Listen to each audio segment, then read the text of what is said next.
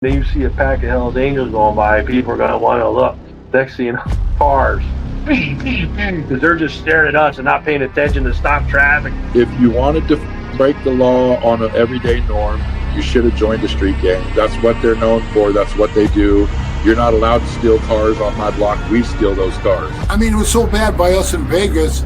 I was in the pool swimming, and the guys came back, "Hey, Pee-wee, the cops are here. They want to talk to you." I said, "Well, go talk to them. Find out what they want." And they came back, they go, "They want to talk to you." Typically, if you leave the club, if you haven't been in for 10 years, you're automatically out back. Got put out in 2006. Back in 2007, wound up going into Chattin.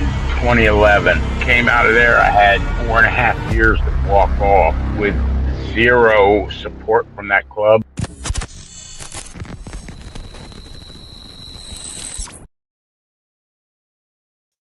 Welcome to this episode of Chatting with Staxx. I'm your host, Bill Staxx, and today we got a lot to talk about. We're going to talk about the hitman for the Hells Angels that had his parole revoked because the other inmates are scared of him in a halfway house.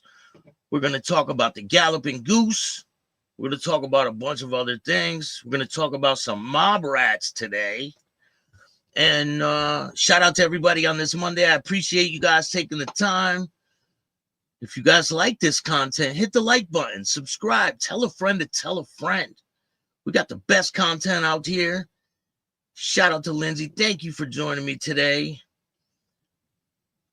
It's a little rainy out there, but we're still getting things done. We got a lot of videos for you guys. We're going to show you some clips.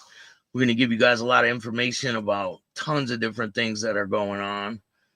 First, I want you guys to check out this video. Now, this video is in the hood somewhere, in a gas station, and there's a security guard there.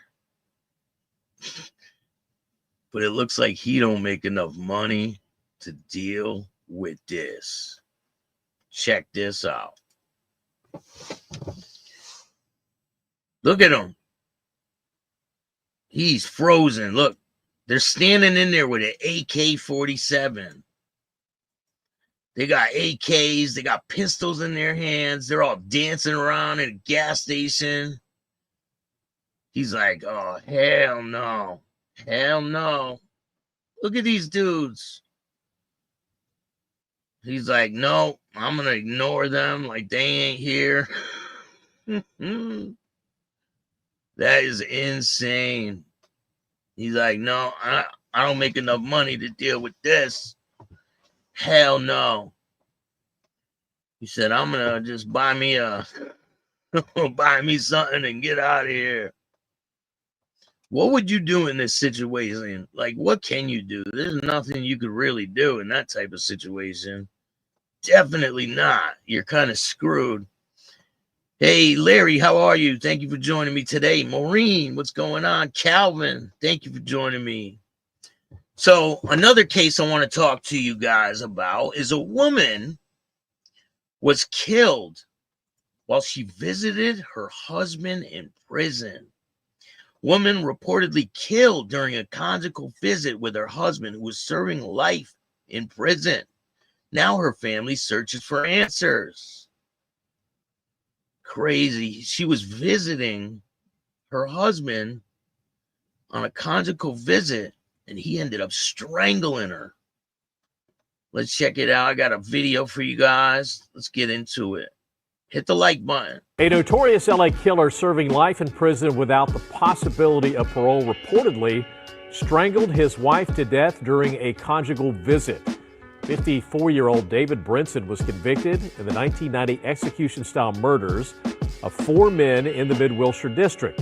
Authorities. You know what this is going to do? It's going to stop all conjugal visits. Honestly, he was a convicted killer, bunch of people. He shouldn't have the right to visit his wife in a trailer. I don't think that he should have the right to do that. What do you guys think? He already was convicted of killing people. I don't think you should get that right. Last November, while at Mule Creek State Prison in Northern California, he told officers his 62-year-old wife, Stephanie, had passed out during a conjugal visit. She was declared dead at the scene. 4 months later, a coroner confirmed that she was strangled to death. The Amador County District Attorney is awaiting the prison's full report before filing charges against Brinson.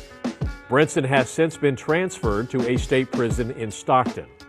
Questions about a killer, a man sentenced to 4 consecutive life terms without the possibility of parole, but allowed. You're sentenced to 4 consecutive life terms, and you get conjugal visits. Like, that's insane. That just doesn't even make sense to me. It does not make sense. And then a woman loses her rights. That right should be taken away right away. I agree with you, Maureen. Like 4 life sentences, and you're able to get conjugal visits? Hell no. No. That's what they're going to do. They're going to put a stop to all conjugal visits because of this guy. Guaranteed. Allowed to have unsupervised family visits. And one of those visits, his wife ends up dead. Your reporter, Madison. Unsupervised. Like, in what world do we live in where a convicted killer with 4 life sentences could be unsupervised at any time? That should not be. It puts you on a bad news list. Oh, he's in Stockton killing a woman in California. Hey, keep up the good content. Thank you, Diaz. I appreciate that. Yo, I want to say rest in peace to Taxx. A long time. He's kind of like a legend out here. Everybody knows who he is. Taxx passed away. Rest in peace to him. It's a sad situation. A lot of good people are passing away, and it's really sad. I want to send condolences to his family. Has the woman's family's plea to the prison make changes and give them answers. Love their grandchildren more than anything, and that's what hurts the most, is because we got some that's about 3 years old. They don't know, what's going on. It's hard to explain that to them. Stephanie Brinson wore many hats: grandmother, mom, a volunteer who gave back to her community. It really hurt. She was a very loving person to a fault. She didn't care what your past was. She saw the good in everybody. Stephanie died during an overnight family visit at Mule Creek State Prison. She was there visiting her husband, David Brinson, sentenced to 4 consecutive life terms without the possibility of parole for killing 4 men in a Los Angeles robbery in 1994. She liked this guy and she trusted him. Unfortunately, it was her demise. According to the Amador County Sheriff's and CDCR, at some point in the middle of the night during their November visit, Brinson called the prison staff to say Stephanie passed out. 2 weeks later, her family was told something seemed suspicious about the case. Kind of suspected it was something weird going on because she was healthy. Her children's fears realized. The Amador County coroner ruled it a homicide. Stephanie was strangled. It's a very frustrating role because we know it was just him and her in the room, nobody else. No supervision, no phones. They take her phone, they take all her belongings. So she can't even call for help if she wanted to. Like, and not that she would. I mean, he can play this situation and say, "Oh, it was a mistake. We were having sex and she wanted me to choke her, blah, blah, blah." He'll get charged with manslaughter. He'll go on his regular convictions, and he'll just go on with his life. Same bullshit he was dealing with before. They're not going to treat this like a murder situation. They're going to charge him.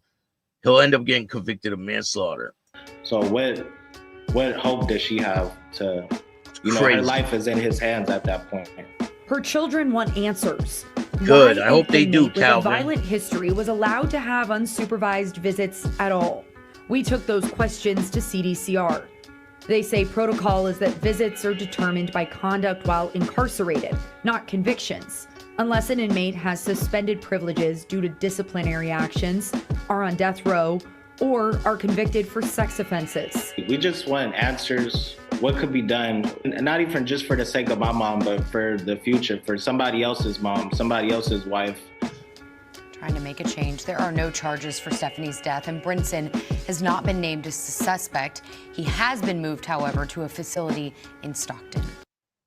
Crazy situation. I don't understand how he can get conjugal visits with 4 life sentences. It makes no sense. But anyway, in other news, this guy, He's an alleged hitman for the Hells Angels. Loses parole after halfway house roommates are too scared of him. Dean Daniel Kelsie, his handlers couldn't find another halfway house that would take him. Now, this is up in Canada, Nova Scotia. Hells Angel hitman who killed a man in Nova Scotia has seen his day parole revoked because inmates at a halfway house were scared. They were too scared to go to sleep in the same room as Dean Daniel Kelsie, and his handlers couldn't find another halfway house that would take him. Kelsie, 51, serving a life sentence for the October 2000 shooting death of Sean Simmons in the lobby of Dartmouth NS apartment buildings. The court heard Simmons was killed for having an affair with the wife of a member of the Hells Angels motorcycle gang. You could be intimidating in your nonverbal behavior, and you explained your expectations of your roommates and made comments that may seem threatening to others. Your roommates slept outside of the room to avoid conflict with you, said Kelsie's most recent parole decision. He moved into Quebec halfway house last summer. The facility's name is redacted from Kelsie's parole decision, the date of March 18th. According to your case management team, from the beginning of your stay in a halfway house, you had significant difficulties living with your roommates, said the parole board. Since March 2003, Kelsie has been serving a life sentence for conspiracy to commit murder and second-degree murder. The risk you presented for public safety was no longer assumable. You were initially convicted of first-degree murder. However, in 2019, the court ruled in your index offense was a second-degree murder and still in that part of conspiracy, said Kelsie's parole decision. In addition, you have been convicted of assaulting a fellow inmate in 2018 or 2008, 2015, and of May 2024. So listen, if he was convicted of all these assaults, how the hell did he get paroled to get out in a halfway house? He just assaulted someone last year. It's crazy. You were also sentenced to 18 months probation for uttering threats. You committed this offense while on day parole against a coworker. It's crazy. The prison assaults involve punching and kicking other inmates. You describe these offenses as fights that you claim you two have won, said Kelsie's parole decision. You noted that the victims were willing to fight you and that you acted the way you did to put an end to the conflict. You explained that you had no choice as you had to be seen as strong to survive. Kelsie's criminal record began when he was 18. Your convictions include theft, assault causing bodily harm, resisting arrest, uttering threats, robbery, mischief, obstruction of a police officer, possession of substances, drug trafficking, said the parole board.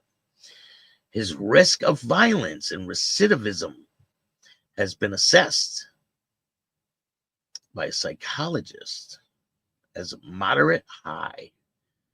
Kelsie's lengthy incarceration has had an impact to his ability to socialize properly with others, as he finds it difficult to connect with people, and said in the decision. Kelsie's first got day parole in September 2001. He lost it again after getting into a conflict with another resident of the halfway house. He was transferred to another halfway house, but that didn't work out either. and it was suspended in October 2023 for intimidating and threatening a colleague. Kelsie was granted parole again last July. He found a job, but was fired after less than a month, said the parole board. The reason for the dismissal was for being intimidating, aggressive towards supervisor. God damn. His handlers, hold on, let me show you a picture of the guy. So the guy he killed is on the picture on the right. I don't know if you guys can see that. The guy he allegedly killed is a picture of the guy on the right. And his handlers subjected that Kelsie to his behavior plan last October after staff at a halfway house where he was staying indicated that he didn't want him there anymore. It was made clear to you that the halfway house was offering you a unique opportunity that you had to seize it, the decision said. But Kelsie reverted to his old intimidating tactics, said the parole board. You have been unable to seize the opportunity. You had your difficulties in living with others quickly reappeared. Consequently, the halfway house withdrew its support again and definitively in October 28, 2024, because your persistence, difficulty to live in the context of cohabitation despite your commitment to a behavior contract. So he had to sign a contract to even get in this place. You got to sign a contract on how you're going to act. You're not going to be a dick. You're not going to, break the rules. You're not going to threaten people. But he just doesn't care. He does what he wants.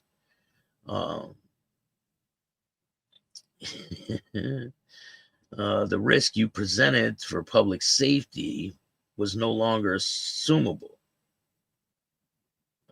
which led to the suspension of your day parole. As his recent parole hearings, Kelsie admitted that he needs to address his attitude. Your case management team has applied to several halfway houses in Montreal area, but your applications have been denied. At each location, said Kelse's parole board decision, which notes that he also refuses placement at a halfway house in any other area. That redacted from the decision, the parole board found that Kelsie was unable to adjust his attitude and behavior. I guess he could serve out his life sentence in prison, right? You appear to be impermeable to an intervention, said the parole board's decision. So it looks like he could just serve out the rest of his time in prison with the other inmates that don't know how to act. So, I mean, that's good for him, right? Speaking of people that don't know how to act, Douchey McDouchebag was arrested again. I don't know if you guys are aware of this, but he was arrested a couple days ago, and he's out on bond already. And this won't last long. Mark my words. He will be back 100%. We all know that this guy cannot stay out of trouble. Now, he got out, right? And there's a video he posted. Yo, holy, this kid is crazy. He has the speak. Look, bonded out again. Look at this. He's out on a GPS monitor. Bonded out again. Yo, holy, this kid is crazy. He has the speaker outside the addition. Look, with his Hummer he just got, and he's dancing. Crazy. This dude, we all know that he does not know how to stay out of trouble. And here's another clip. This is of Gino getting arrested.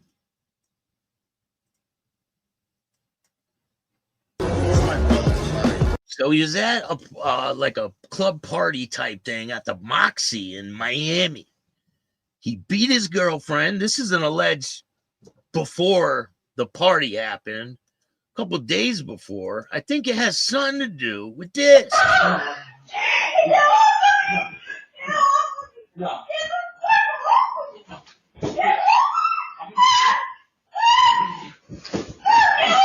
I want to see what. No.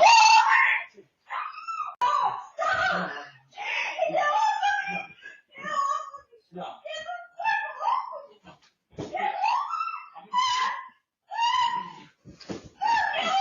I want to see what.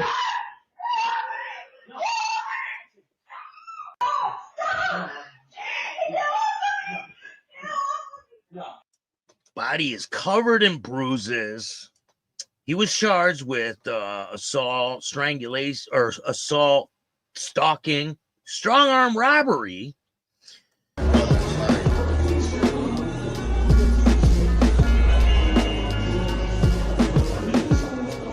He looks a little worried. What did I do? What did I do? Where am I going?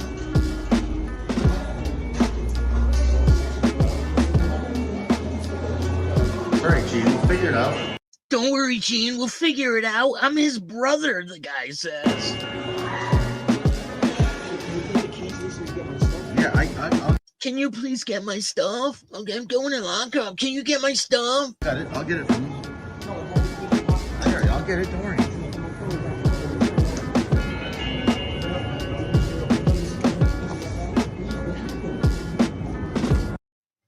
So, let's talk about this. So there's an article. Former Bonanno family associate turned rat was arrested on stalking and domestic violence charges because he does not know how to keep his fucking hands to himself. He's a persistent woman beater. Former associate of Bonanno crime family turned government rat was arrested over the weekend. Gene Barillo, 40 years old, was arrested at an undisclosed location in Miami, Florida at 1 a.m. It was the Moxie. It was at a party called the Moxie. Miami. According to Miami-Dade County Jail records, the suspect faces a misdemeanor charge of stalking, 2 felony counts, including strong arm robbery and battery. He faces up to 21 years in prison. Good job, Gino. Great job. He faces 21 years in prison and more than $15,000 fine if convicted on all counts. Barillo was being held in the Miami-Dade County Prison. According to a post on Instagram story, Barillo bonded out of prison sometime Sunday. In another upload, Barillo wrote, "Party at the Moxie," a restaurant chain in Florida. He's set to be arraigned next month. An associate is used as a term to describe members of a mafia family who haven't become made man, because Barillo, his nickname is Tonto. He cannot be a made man because he is a straight up douchebag. He will never amount to shit. He will just be a scumbag, and he will forever be known for this type of shit. I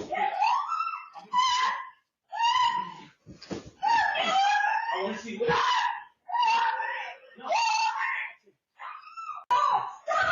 I did this to the door. I pushed the door in. In this Airbnb, right? Yes, I pushed the door. And whose card is on file here? Yours. But I'm gonna fix it. I'm gonna fix the door for you. So if I did this to the door. I did this to the door. I did this to the door. I pushed the door in. I pushed the door in. I pushed the door in. I pushed the door in. In this Airbnb, right? Yes, I pushed the door. And whose card is on file here? Yours. Yours. Yours. Yours. But I'm gonna fix it. But I'm gonna fix it. But I'm gonna fix it. But I'm gonna fix it. I'm gonna fix the door for you. I'm gonna fix the door for you. I'm gonna fix the door for you. I'm gonna fix the door for you. So if I get charged for this, you're not being charged. I'm suing you. I'm taking you to court. Fixing you. Fixing you. Fixing you. I did.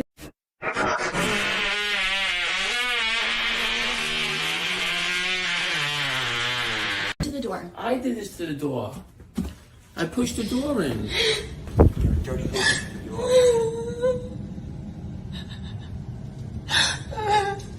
You ruined it.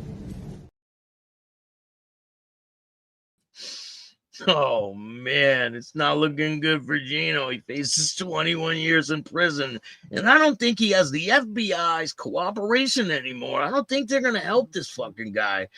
He's been arrested so many times. I think they're about fed up with his bullshit, and I don't think there's too many more people he could tell on. But who knows? We'll see in the future, right? So in other news, we're going to talk about the Galloping Goose. I don't know if you guys are aware of this club. The Galloping Goose is basically in Missouri. So 3 people were arrested in Pettis County drug raid. Charges are pending against 3 people arrested last night in Sedella, according to a Facebook post. And Pettis County Sheriff Brad Andlers, 11:30 p.m., the sheriff's office, Missouri Drug Task Force executed a search warrant on a location at the 2800 block of State Highway TT in Sedella. A search of the property led to the recovery of methamphetamine, fentanyl, LSD, 3 firearms, ammunition, drug paraphernalia. Several items displayed Galloping Goose's motorcycle club have been recovered. Authorities also arrested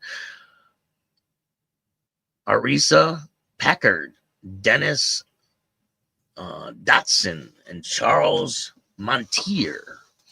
Here, let's take a look at those people. So this is Arcia Packard. That's her name. Dennis Dotson. I'm not sure which one's what. And then that's the other guy, Charles Montier. Packard faces, that's the chick. Packard faces 1 count each of a possession of a controlled substance, unlawful possession of paraphernalia. Dotson, I think that's this guy, faces 2 counts of possession of a controlled substance and 1 count each of delivery of a controlled substance, unlawful possession of drug paraphernalia. And I think this guy is Charles. He faces 3 counts of unlawful use of a weapon, 1 count each of second-degree drug trafficking, possession of a controlled substance, tampering with physical evidence, maintaining a nuisance, and unlawful possession of drug paraphernalia. So I looked at the Facebook page that they were talking about, and I scrolled down, and every single post has to do with methamphetamines, and it looks to me like they got a really bad drug problem out there in Missouri. Missouri has a really bad meth problem. So I don't know. They need to get that together.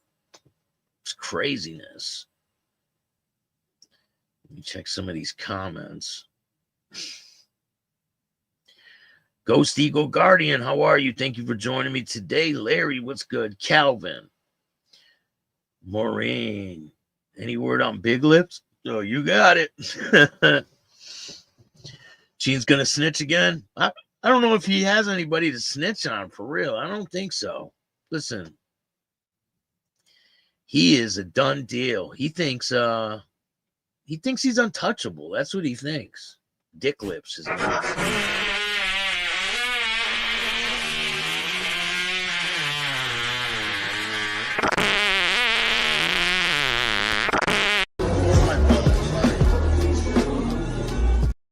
That's my brother. Sorry. This is my brother. No, that's not your fucking brother. He doesn't even have a brother.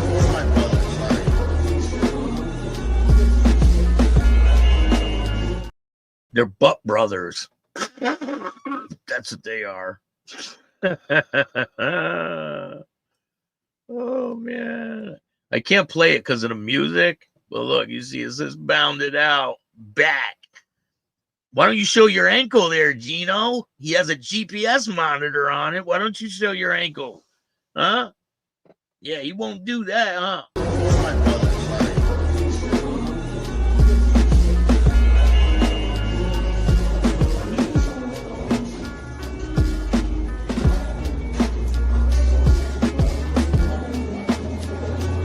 All right, Gene, we'll figure it out. Don't worry, Gene, you're a rat. They won't murderize you in prison. Don't worry. You talked a lot of shit about the cartel. Don't worry. They won't remember that, Gene. Who's the biggest pussies in prison, Gene? What did you say? Who did you say were? Oh, yeah, the cartel, right? Yeah, we're going to dig up that video, and we'll have it for you this week. Yeah, he said the cartel is the biggest pussies in prison.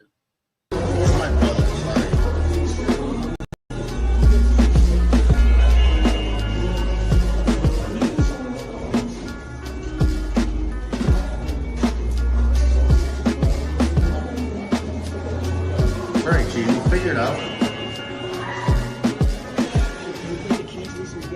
Yeah, I'll get it. I'll get it from you. I'll get it. Don't worry.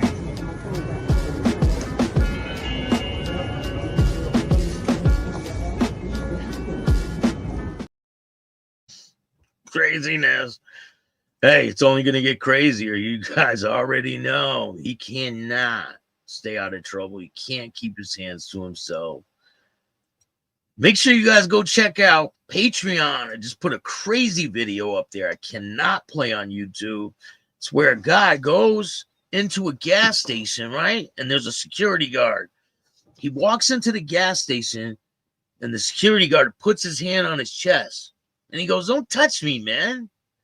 And then he pulls a gun out, and the security guard just lights him up right there in the gas station. Go check it out on Patreon. Exclusive content over there on Patreon. I got a lot of great interviews dropping. Make sure you guys check out Coyote's interview with the Heathens Motorcycle Family. It's a really good one. He explains a lot of stuff in that one. And I'm going to play a clip for you on how the swastika led him to the club that he's in now. It's an insane story. Is on the back of our cuts, and we ended up chopping it up. So at that time I met that guy, and I met a couple of other people, and we're the whole night drinking, and one of them said to me, who actually turns out to be he's my P now, he's like, one day, man, I think you're gonna end up riding for us. And I was just like, okay, whatever. Then I ended up riding with them, man, and it turns out some people that I came up with were a part of the club. Some people, I was a sponsored skateboarder for a while, and there was a dude in there was on the same skate team as me, and he's the reason I'm there. You know what I mean? So here we are. So basically, the swastika is what brung you to the club, basically, right? Right. And isn't that weird? He's like, I tell you what, I don't know you. I just met you today. He's like, I like your energy, man. And if my brothers are vouching for you the way that they're vouching for you, then I'm going to vouch for you. And when it's time for you to rock, I got you, and it's just been like that ever since. There's never been one moment where I've ever had to question, yo, dude, do my bros got my back? Never. Yeah. I think when you're in a bigger club, maybe it's like that because they don't really know the people. So part 2 is dropping tonight at 10 o'clock. Part 1 is already out there. Go check it out. Here's the cover for part 2. It's a 5-part series. A lot of great content on the way. I got another guy from the Death Marauders. People said they liked that interview with Wayne from the Death Marauders. Shout out to him. I got a lot more Motorcycle Club content on the way. Shout out to Repo. Shout out to Pee Wee. Shout out to Jeremy. Shout out to everybody out there. Popcorn. I appreciate all you guys. There's tons of content on the way, and I enjoy bringing it to you. If you guys want to donate to this show, donations help a lot, keeps the show going. You can hit up the Cash App at Chattin with Staxx. You can hit up Venmo, PayPal, Super Stickers, Super Chat, Zelle, all that good stuff. Every single dollar goes a long way, so I appreciate you. If you donate, thank you. I hope you guys have a great Monday, and there's tons of content on the way tonight, 10 o'clock. Don't miss part 2 with the Heathens Motorcycle family. I appreciate everyone that takes the time to watch this show. If you guys like this content, hit the like button, subscribe, tell a friend to tell a friend. And if you don't like this show, too fucking bad. Start your own podcast. And remember, don't be a gene. Peace. And all new at 5, a major organized crime bust. 23 people under arrest now accused of stealing guns and cash. Today, police revealed 4 organized crime groups are wreaking havoc. From aggravated robbery to kidnapping, burglary, and more. Let's take a look at this. New pictures from court documents in this case. These are a few of the people who have been charged. And investigators say the money, tens of thousands of dollars, is all stolen.